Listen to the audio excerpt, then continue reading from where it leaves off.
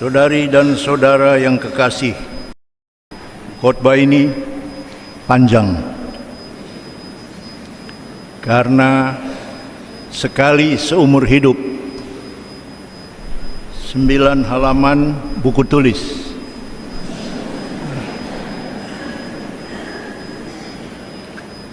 Kalau ada yang mengantuk, silakan tidur.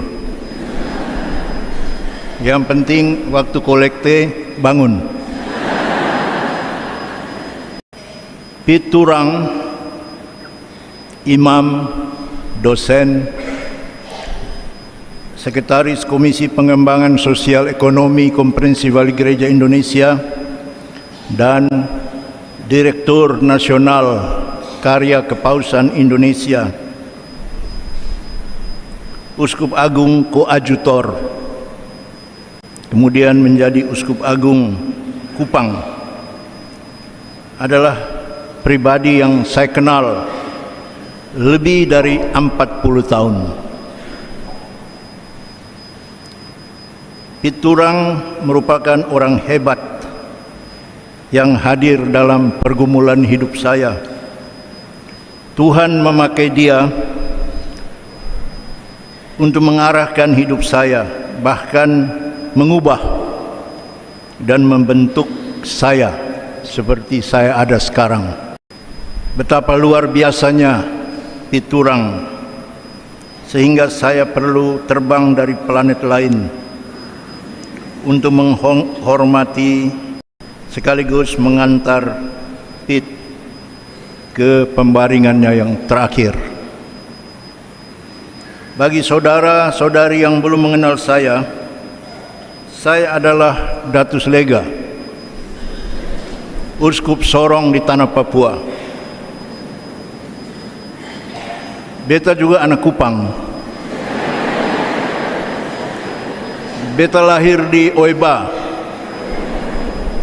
Beta sekolah SD di Merdeka dan di Nekoten. Lumayan sampai kelas 6. Tidak tamat. Karena 3 bulan saya menyelesaikan SD di Ruteng dan tamat. Ketika selesai belajar di luar negeri, saya melamar dan bekerja di sebuah paroki Juni 1994. Bulan Oktober pada tahun yang sama, Piturang memanggil saya kembali ke Indonesia. Waktu itu saya tidak mau, karena saya sudah terjangkit penyakit matre. Sebagai pastor paroki, bukan di niki-niki ya, di Jerman, saya gaji besar dan hidup dalam zona nyaman. Untuk apa pulang ke Indonesia?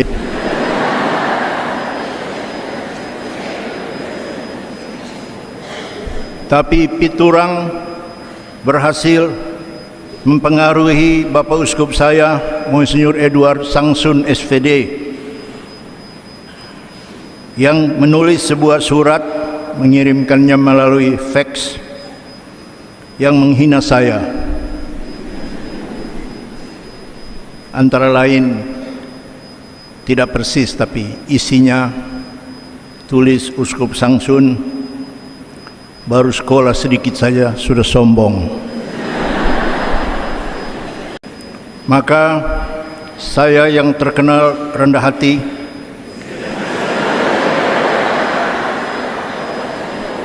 pulang pada November 1994 dan mengikuti sidang tahunan KWI yang terhormat itu. Pada akhir masa sidang tahunan 1994, Sekretaris Jenderal Monsinyur Martinus Situmorang antara lain mengulangi memperkenalkan pejabat-pejabat baru dalam lingkungan Komprehensif Wali Gereja Indonesia. Sekretaris Komisi PSE KWI Romo Hilarion Datus Lega. Piturang kasih kode dengan main mata supaya saya berdiri. Saya tidak mau.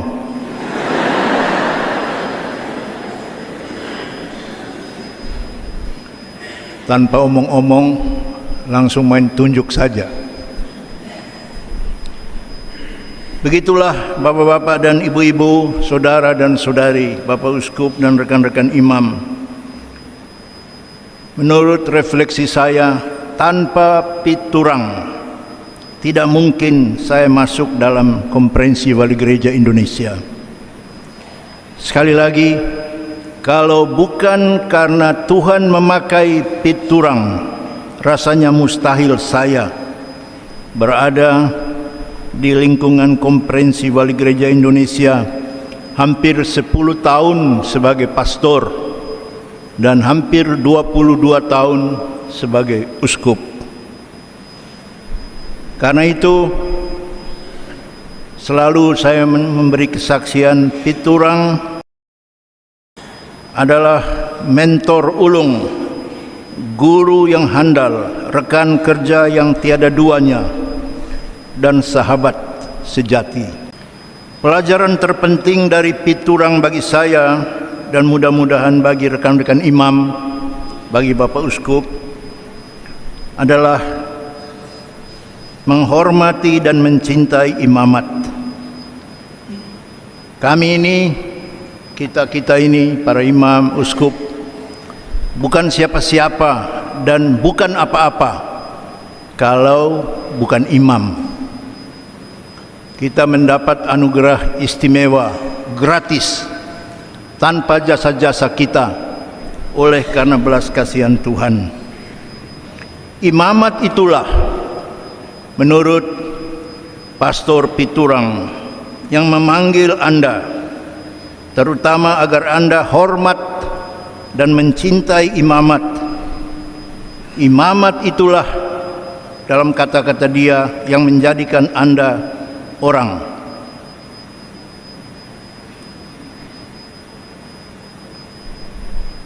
Piturang dan saya tidak pernah lupa, karena kami sama-sama bekerja di lingkungan Konferensi Wali Gereja Indonesia di Jakarta. Tadi saya mengatakan saya hampir 10 tahun, beliau lebih lama dari saya, 14 tahun. Sebagaimana Anda, kami juga menyadari, kami tinggal di Jakarta, sebuah kota metropolitan. Saya sebut satu contoh ini saja, tantangan untuk imam menghayati imamatnya. Jakarta adalah kota metropolitan dengan 1000 janji, dengan 1 juta impian. Tapi kota itu juga adalah kota dengan serba-serbi godaan. Piturang muda, Anda mungkin belum menyaksikannya, adalah manusia yang paling ganteng di seluruh ibu kota Jakarta.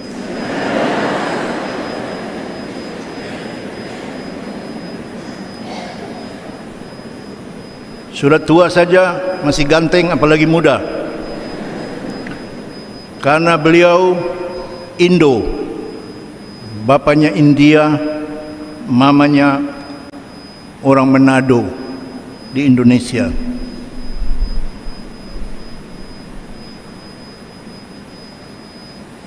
Tapi bapak-bapak dan ibu-ibu, saudara dan saudari sekalian,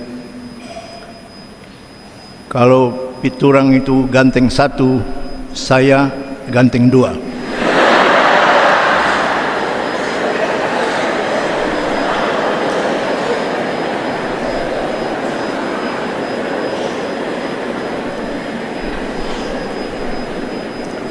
Sekarang saja Anda lihat saya gembrot, tapi dulu lang sing sing, top Marco top. Kalau beliau Indo dari garis ayah, saya juga Indo dari garis ibu. Ibu saya orang Atapupu, keturunan Maliana, Timor Leste.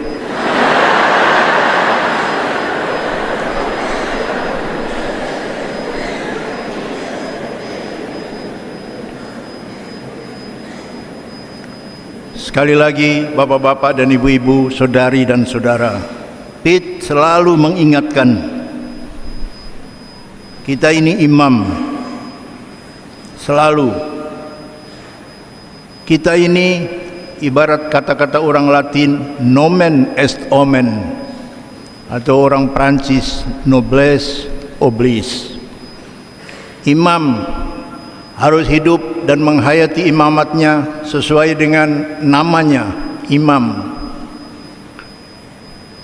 Bukan hanya menghayati secara biasa, tapi mencintainya dengan luar biasa.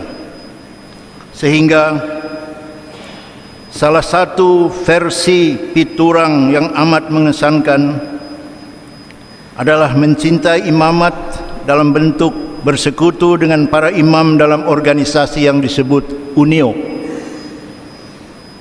Beliau salah satu yang mendirikan dan membesarkan UNIO Indonesia bersama dengan Bapak Uskup Bandung waktu itu, kemudian Monsinyur Alexander Joyo, Bapak Uskup Ketapang, kemudian Monsinyur Blasius Pujorharjo, dan Monsinyur Valentinus Kartosiswoyo. Salah satu semboyan animatif dari KKI, Karya Kepausan Indonesia, yang dimodifikasi oleh Piturang, di KKI disebut Children Helping Children, oleh Piturang dimodifikasi menjadi Priest Helping Priest. Ini amat signifikan, amat membesarkan hati, meneguhkan, dan sekaligus menurunkan legasi yang bertahun-tahun untuk hidup saling membantu dan saling memperkaya. Mungkin terlalu panjang bila saya menyebut aneka jasa dan pengabdian Piturang bagi organisasi yang namanya UNIO, Pergumulan Imam-Imam Diosesan di keuskupan-keuskupan dan di seluruh Indonesia. Bapak-bapak dan ibu-ibu, saudari dan saudara sekalian yang kekasih, bagi saya mudah rata-rata untuk belajar dari Piturang karena chemistry kami hampir sama, body chemistry juga samalah, sama-sama ganteng kan.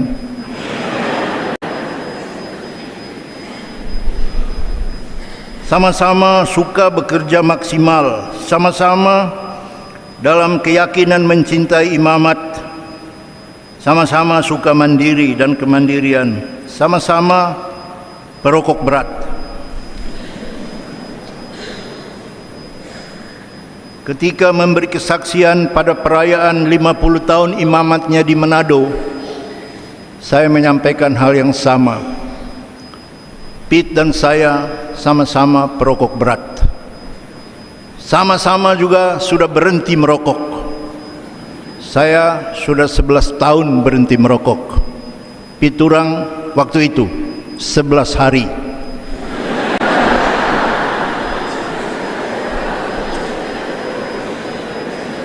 Para pendengar saya di Lota, Manado kira saya bercanda. Oh tidak, saya hitung.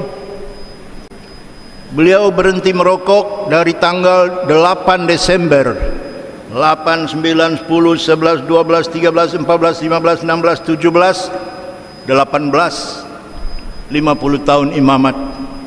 11 hari kan? Baru romo-romo yang dengar tuh, oh kirain bercanda. Khotbah baru bercanda kah? Seriuslah.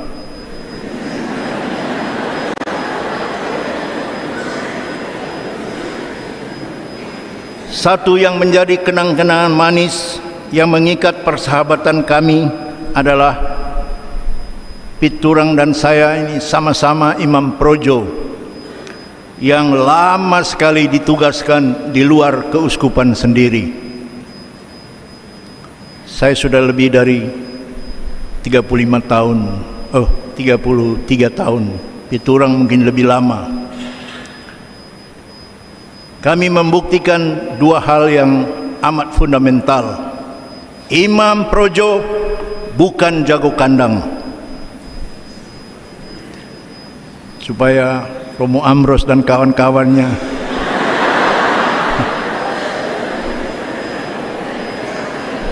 yang kamu sombong di Kupang ini, wawasan masih kurang, jam terbang keok, hanya mengaku-mengaku saja.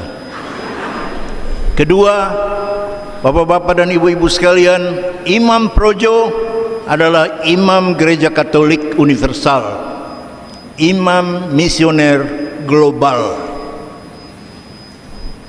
Kita bukan taputar-taputar saja di Oeleta,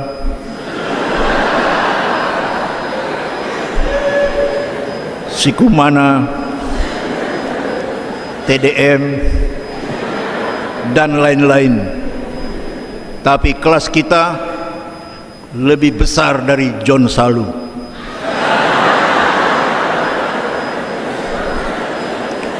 Itu hanya mengaku misionari Sang Sabda, tapi tidak pernah baca firman. Piturang dan saya, imam diocesan, baca firman dalam bahasa Italia, dalam bahasa Inggris, dalam bahasa Jerman, dalam bahasa Dawan.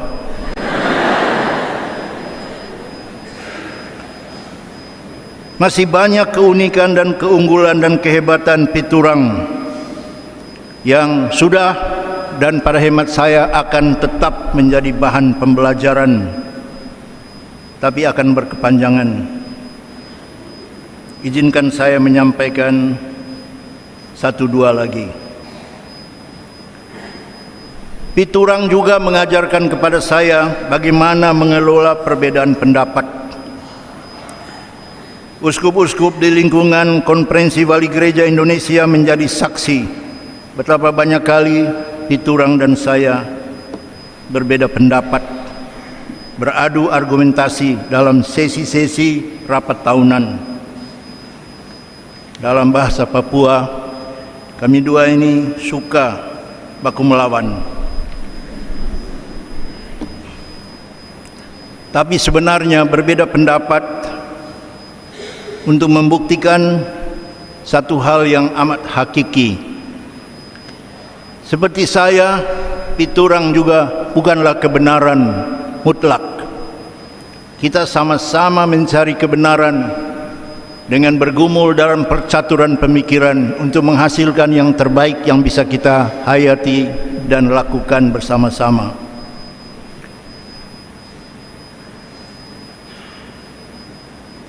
Dari aneka perbedaan pendapat itu, yang ringan-ringan saya ingat, kalau istirahat jam minum, paling-paling dia tunjuk-tunjuk saya, "You itu ya, you tidak menghargai senior." Ya, saya balas juga kan, "You tidak mendengar junior." Tapi ada satu perbedaan pendapat yang menyamakan sekurang-kurangnya persepsi kami tentang pelayanan PSE, pengembangan sosial ekonomi dalam gereja Katolik, yaitu semua yang terlibat dalam karya PSE seharusnya wajib menghargai dan mencintai, menghormati orang miskin dan kemiskinan. Sekarang ini setiap orang cenderung bertinggi hati dan berbangga hati karena bisa berbuat sesuatu bagi orang miskin. Kita membolak-balikan paradigma. Saya ada, baru saya bisa melakukan sesuatu, baru saya boleh berbangga. Sekarang terbalik, karena saya kaya, saya bangga, maka saya bisa berbuat sesuatu, dan karena itu saya ada. Sombong kali. Bertahun-tahun inspirasi ini mudah-mudahan dihayati terus dalam lingkaran dan jajaran bukan hanya pengembangan sosial ekonomi, tapi juga karya-karya karitatif dalam gereja Katolik yang amat terkenal, yang tidak boleh membuat orang kepala besar, tapi justru berhati besar, yang tidak boleh membuat orang seakan-akan melayang jauh di udara, sementara ia hanya memperalat orang-orang miskin dan kemiskinan. Saya tidak akan pernah lupa kata-kata maupun apalagi penghayatan Piturang mengenai itu. Akhirnya bapak-bapak dan ibu-ibu, saudara dan saudari sekalian yang kekasih, itu pengalaman pribadi Anda semua masing-masing atas salah satu cara mengalami juga siapa itu Piturang. Ada yang mungkin 27 tahun atau lebih, ada yang kurang, ada yang setahun, ada yang menyentuh hati, ada yang mungkin merasa nyelekit, tersakiti dan lain-lain. Tapi bapak-bapak dan ibu-ibu, satu hal pasti, orang ini berbuat melampaui cita rasa kemanusiaan dan peradaban. Oleh karena itu, pertanyaan pokok ketika mendoakan seseorang yang sudah meninggal seperti Piturang, bagaimana nasibnya? Bagaimana nasib kita setelah menjalani kehidupan yang fana ini? Marilah kita mencari rujukan dari hidup dan penghayatan Sang Penebus Yesus dari Nazaret. Apa yang diperoleh Yesus setelah ia menjalani kehidupannya di dunia ini? Untuk menjelaskannya, pakailah sebuah dinamika proses kehidupan manusia dari pelajaran ilmu jiwa. Hidup kita ini, bapak-bapak dan ibu-ibu, saudara dan saudari sekalian yang kekasih, adalah bagian dari dinamika memberi dan menerima, give and take. Apa yang kita terima bergantung sangat dari apa yang kita beri. Kalau Anda ingin menerima senyuman, berilah senyuman. Kalau mau dapat senyuman baru kasih pamer muka tembok, Anda hanya akan dapat kentut. Maka omong punya omong, sampailah kita kepada rujukan Yesus dari Nazaret. Apa yang Yesus dari Nazaret peroleh setelah ia menjalani hidupnya di muka bumi ini bergantung dari apa yang dia berikan. Yesus memberikan hidupnya. Ia mengatakan dalam Yohanes 10 ayat 10, "Aku datang supaya mereka mempunyai hidup dan mempunyainya dalam segala kelimpahan." Di bagian Injil lain ia juga mengatakan, Putra Manusia datang bukan untuk dilayani, melainkan untuk melayani dan memberi anak kalimat dan menyerahkan nyawanya bagi tebusan banyak orang. Orang seperti ini yang memberikan hidupnya, akhirnya oleh belas kasihan Tuhan mendapat kembali kehidupannya itu melalui peristiwa kebangkitan. Pada Yesus bukan hanya budaya hidup, cinta dan kasih sayang yang terus tidak berujung, tapi budaya baru, hidup yang tidak akan pernah mati-mati lagi. Pada hemat saya, dari pengenalan yang lebih dari 40 tahun itu, Piturang lebih dari cita rasa kemanusiaan dan peradaban, apalagi sekedar untuk orang-orang Katolik. Sekurang-kurangnya bagi saya tergambar dalam moto episkopalnya, per transiit bene faciendo. Ia berkeliling sambil berbuat baik. Oleh karena itu, dalam kamus hidupnya bagi saya, Piturang adalah orang yang mempromosikan dan menyatakan gelombang demi gelombang kebaikan. Oleh karena itu, orang seperti dia menerima kembali kebaikan-kebaikan itu dalam bentuk hidup. Hidup yang tidak akan pernah mati-mati lagi. Saya memilih penggalan bacaan Injil pada hari ini yang diambil dari renungan Yohanes pasal 14 mengenai keraguan Thomas dan kawan-kawannya. Tuhan, kami tidak tahu jalan kemana Engkau pergi. Karena itu, bagaimana kami akan mengikuti Engkau dan memperoleh tempat yang Kau janjikan? Yesus menjawab, bodoh.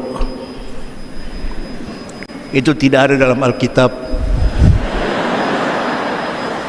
Itu supaya Anda jangan keluar dan masuk lagi, supaya jangan tidur dan bangun lagi.